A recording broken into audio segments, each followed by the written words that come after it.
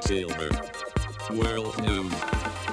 Fair to say you simply flooded the system with money. Yes, we did. We did. That's another way to think about it. We did. We did. Where does it come from? Do you just print it? We printed digitally, and we do that by buying treasury bills. That actually increases the money supply. Financial turmoil explained. Good morning, ladies and gentlemen, and welcome to the show. This is September 19th, 2022. Thank you for tuning in. I'm glad to have you guys here this Monday. Now, here's the thing, guys. Let me get on the article here that I'm looking for. We're going to take a look here. Here's the charts of the coronavirus disease for the United States of America. And we can see here on this chart that it's been going along for years now. Seriously. But there's still people are catching coronavirus disease. If we can pull up, why don't that go up? Okay. Anyway, about 60,000 people a week are still testing positive for the coronavirus. But if we switch over to this article here, it says, from the Washington Post, it says, Biden says the pandemic is over. So 60,000 people a week are coming down with the virus. Why is he saying it's over? Well, I happen to agree with Biden. It's over for the people that, what he's talking about is just basically over because you, the people, are not scared of it any longer. And this means that they cannot manipulate you any longer. And this means that it's very difficult for them to milk any more out of this. Quite simply put. So it's over. Because they can't milk it for any more. They've milked it for all they can milk it for. They know that the people aren't scared of it any longer. And that's basically what that's all about. So, we're going to move on with more in the news here. Weakness. I'm going to tell you guys something else this morning. I'm going to tell you guys when this whole thing is kind of going to hit the fan as far as the first stage is concerned of this crisis. It's coming in two stages directly ahead of us. The first stage is going to be mighty bad. You're going to see civil unrest, but I'm going to tell you when it's going to start and what the government's going to do about it this morning on this show. It says the weakness is broadening out from low-income to middle-income consumers. Okay, you had 20 million people in the United States who are having difficulty paying their power bill. This means that 20 million people out there is also having difficulty putting food on the table. If they're having difficulty paying their power bill, they're having difficulty paying their grocery bill as well. Guaranteed. Okay? This article here shows that the weakness is broadening out from low-income to middle-income consumers. So this means that there's more of the middle-income consumers out there. And they're starting to have a little bit of trouble too, but it's not real bad yet. It's not pronounced. What happens when we get the market fall off that's coming? The markets is going to collapse. What happens then? Well, then this is going to extend out into these middle-income consumers much more deeply. And so instead of 20 million, it's going to double the number. Okay? Now, when this number of people who are having difficulty starts to approach half, because it's a very quickly growing number, and it's going to grow much, much faster when we get the markets fall, everything falls off. Because this is the wealth effect. Gone. Vaporized. Vanishes in a moment of an eye when the markets fall. Okay? People start drawing in their purse strings. And what that means is they're not spending money like they were. And what this means is everything starts to fall, cascade downwards extremely quickly. But inflation is so well rooted that even though things will be falling down extremely quickly, the inflation will still be there within the system. What does all that mean? It means that a lot more people coming around very soon are going to be having a hard time putting food on the table. This is what's going to trigger it, is when it passes that 50% of your consumers out there can't put food on the table or having a hard time paying their power bill or whatever. And believe it or not, this is coming because this 20 million people that are having a hard time paying their power bill right now, that didn't exist a couple years back, a few years ago. Now all of a sudden it does exist. Well, soon it's going to move from 20 million to 50 million. And then suddenly when you start to swing those numbers so that instead of the minority of the people not being able to pay their power bill, the majority starts to not be able to pay their power bill, then we got a big problem. And you know how they're going to fix it? Central bank digital currency. And that's going to be the end. When they release the central bank digital currency and they fix this problem, that'll be the end of stage one of this whole deal. Problem solved. Slap their hands together. Problem solved. That was going to be clapping my hands together. But it's problem solved. Okay? They've created a central bank digital currency. They've connected all these people who are having trouble onto the central bank. Now they got an account at the Fed, and they can just send them money left, right, and handsome. But that's going to create another problem that's going to lead us into stage two, which is hyperinflation. That's stage two of this whole thing. Okay, so let's move on a little bit here. I don't want to get too bogged down.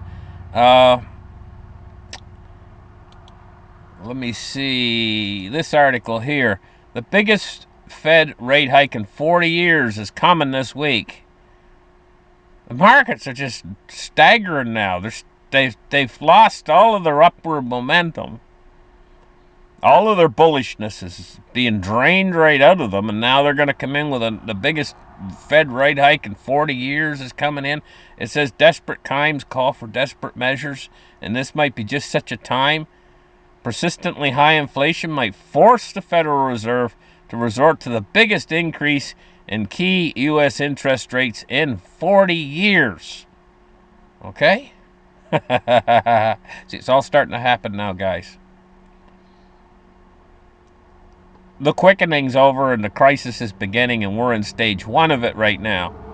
And that's what I'm trying to explain to you guys, what stage one basically is. It's a precursor to the central bank digital currency. The central bank digital currency is going to lead to stage two. And stage two is where our currency hyperinflates. And then they rush into cryptos, and they rush into gold and silver, in particularly gold and silver. There's a mad rush at that point. That's stage two. We're not there yet. Stage one, in the early parts of stage one, where we're at right now, gold and silver still are suffering.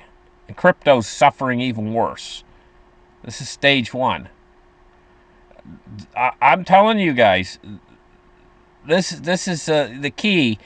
You know, I was ahead of everybody else. I'm telling you how the Fed was going to pivot and everything else. I was telling you guys that way before anybody else was talking about any of this stuff. Then they've caught up with me now. And they've passed me on that. And that's why I'm not talking about that now anymore. Now I'm moving ahead to stage one and stage two of this thing. When they're not. They'll listen to what I'm saying, and then you'll hear them repeating it a few months from now. Right? And they probably won't call it stage one and stage two, but by defining these stages, I'm helping you guys to see that it is stages of this developing crisis. Okay, so now we're moving ahead into some new material. Stage one and stage two. So we're in stage one right now. And this is where the people get discontented. And this is where the government comes, and they solve that discontentment by issuing digital currency. and sending them money. This is the UBI stage, the Universal Basic Income stage. This is the stage where they solve the problem with the printing press. This is where they pivot to in stage 1. Stage 2 is going to be the hyperinflationary stage. And that's when gold and silver is really going to prove themselves. That's when cryptos will prove themselves. Not here. We're not there yet. And you guys, I know, gold and silver in particular, it's been a long, hard road, and we're still trudging through this manipulation of the price to the downside and everything. It's very difficult for investors of gold and silver to take this. It's just, I mean, it was higher, and then it goes down, while the price of everything else is going up, and it's like, what the heck? Why should I ever invest in this? This is the worst investment ever, gold and silver. That's the way it seems to a person right now. But you know what's going to happen when we move into stage 2? When we pass all this and the Fed pivots again and the money starts to lose value like crazy because they're solving a problem by just creating money from nothing? Do you realize what's going to happen to the price of gold and silver then? It'll be the best investment in the world. It's going to shine like a diamond at that point in time. So you got to wait for it. You got to be patient. Okay, so let me see here. Is the European Union about to rupture? It's the possible, even likely collapse of the European economy would inflict heavy costs to present European institutions. It says, we believe we are likely to see some rupturing of the European Union. That's what they're saying. The European Union, it says it may occur in 2 ways. Either the European Union may disintegrate completely, or it mutates into something unrecognizable to its original purpose. There's big troubles in Europe.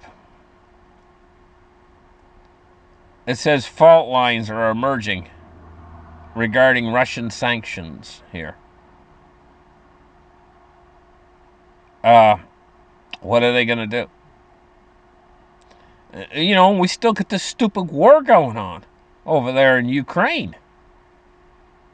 So we got an awful lot of problems out there right now.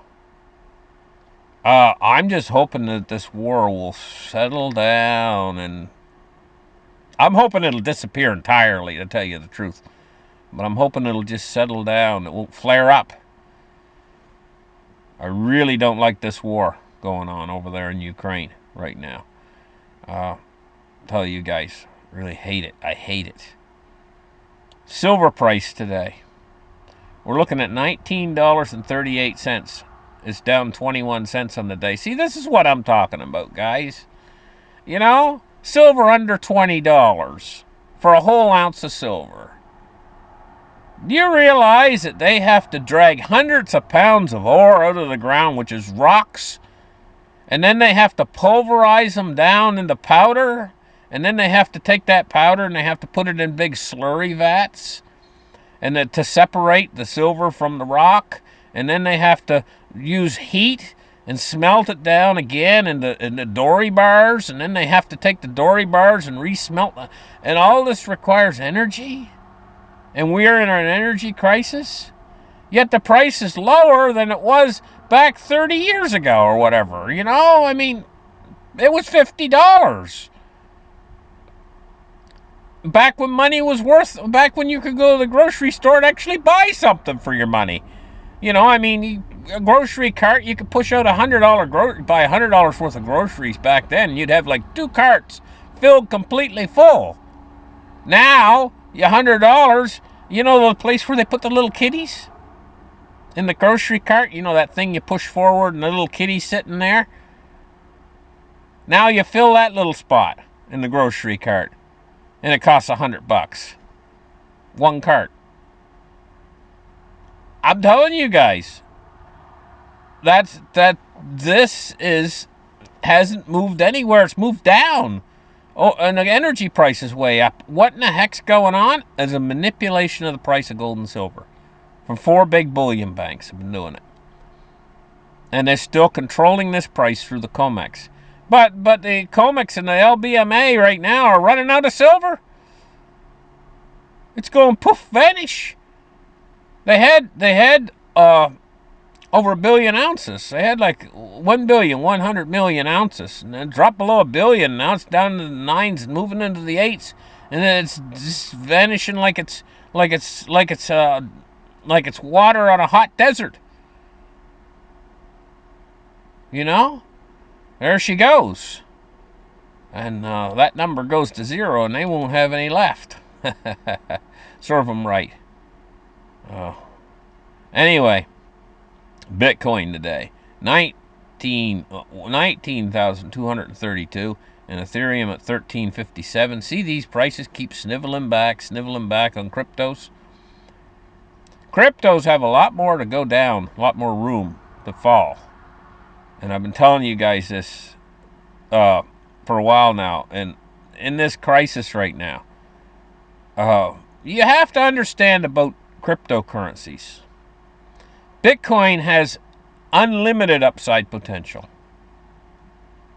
Unlimited upside potential. It has downside risk, though. You gotta be careful. But here's the thing. You don't think that if they create a hyperinflation in all the currencies of the West, you don't think they're going to run into crypto? People are not going to run into crypto when that happens? But they're going to run even heavier into gold and silver. But, you know, there's going to be an overflow, and I've been saying this for years. The problem is you're not going to be able to buy any gold and silver, and there's going to be an overflow of fiat currencies out there that are madly wanting to get into something that as a safe haven asset when the hyperinflation hits. And so that spillover, pretend. You got to understand what I'm saying. You got to pretend. Pretend right now that we're in the hyperinflation. Okay? Pretend. And pretend if you got $1 million and you know absolutely, for an absolute fact, if you hold that $1 million for a month, it's going to lose 50% of its value because we're in a hyperinflation. So your 100,000 is only going to be able to purchase $500,000 at the end of the month, 1 month, if you hold it for a month. And you're out there looking to get into something, anything. You're thinking, well, will I buy farmland? Will I buy? What will I buy with this stuff? This CRAP. What will I buy with it to get out of it so that I don't have to lose $500,000 in the next month?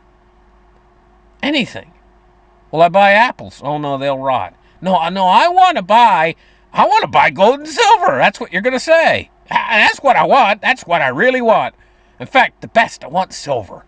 I want silver to buy silver with this. Because silver's going up daily. Up like a rocket. So you run out and you try to buy some. Can't buy it anywhere. No place. You try every place. You're on the phone for a whole day. I'm desperate, calling everybody you know. I'll pay you whatever you want.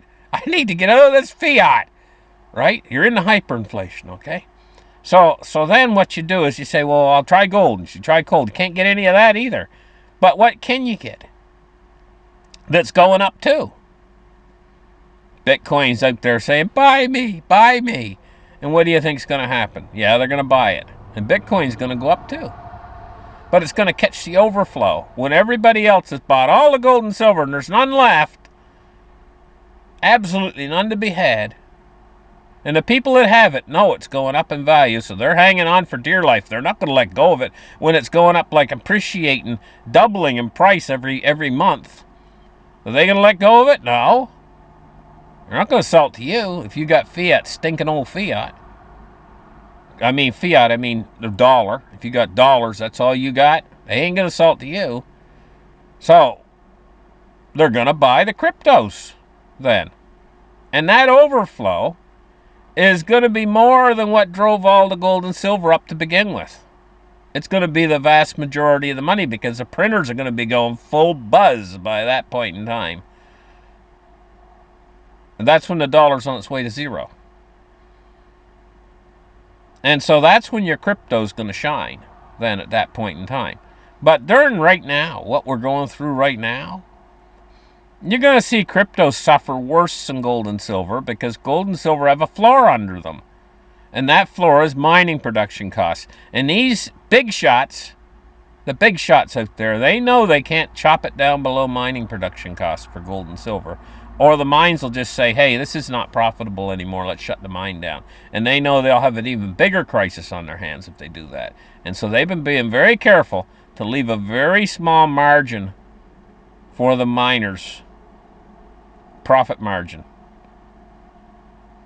It's small, but they've been leaving a profit margin. This is why you haven't seen the price go down like 18, 17, 16 on silver. And this is why you haven't seen the price on gold go down to like 1,400 or anything like that. This is why we see the certain stability, and this will continue, this stability. But as far as cryptocurrencies is concerned, the floor is way down there. I think the floor for Bitcoin is like $7,000. So he's got a lot of room to fall, okay?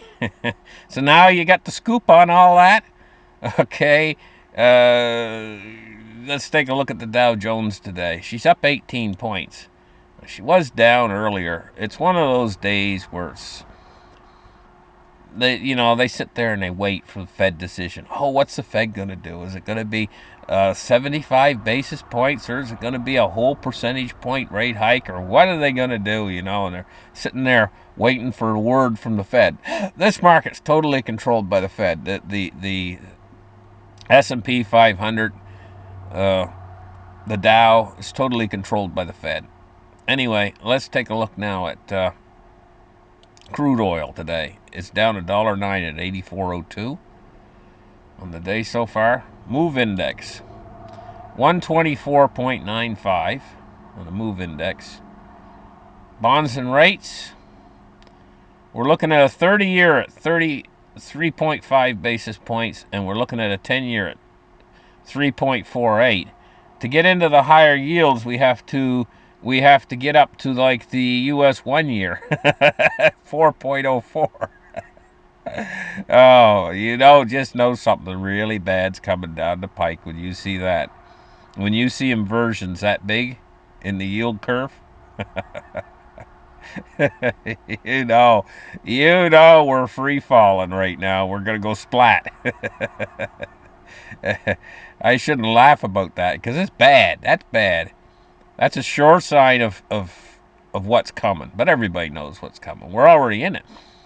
Anybody out there who says we're not in a recession right now? We've had our 2 negative quarters of GDP.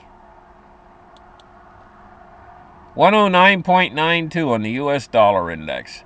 And that's my show for today, guys. Thank you guys for listening to my show. Like and subscribe.